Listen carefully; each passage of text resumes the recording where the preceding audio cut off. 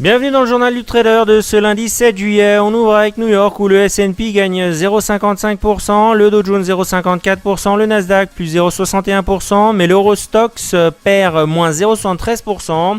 À Wall Street, on attend beaucoup de la future saison des résultats. Après la solide statistique de l'emploi de ce jeudi, certains économistes évoquent une croissance de 4% au deuxième trimestre. Ce sera là un retournement spectaculaire après la contraction du PIB de moins 2,9% au trimestre précédent.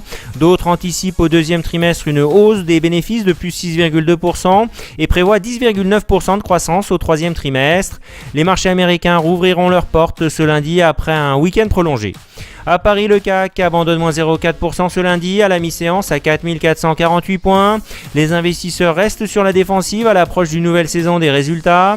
ArcelorMittal inscrit la plus forte baisse du CAC en reculant de moins 2,7%. A l'inverse, Renault profite de la publication de ses ventes de voitures au premier semestre et s'adjuge plus 2,4%. À Londres, le FTSE 100 perd moins 0,2% en fin de matinée, évoluant en terrain négatif faute de catalyseur. Les valeurs minières sont à la peine ce lundi à Londres. À Francfort, le DAX 30 ouvre en repli de moins 0,1% à 9 997 points après l'annonce d'une baisse de moins 1,8% de la production industrielle en Allemagne. Côté valeur, Lufthansa pourrait profiter de la confirmation de son projet de partenariat commercial avec Air China.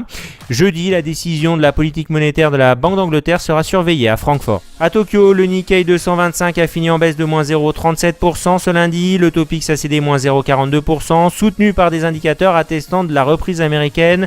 Les marchés asiatiques se maintiennent à des niveaux élevés. Sur le marché des matières premières, les autorités françaises ont récemment appelé à trouver des moyens de renforcer l'euro dans les échanges internationaux. Après l'amende record infligée par les États-Unis à BNP Paribas pour avoir participé au financement d'achats de pétrole en dollars avec des pays visés par des sanctions américaines.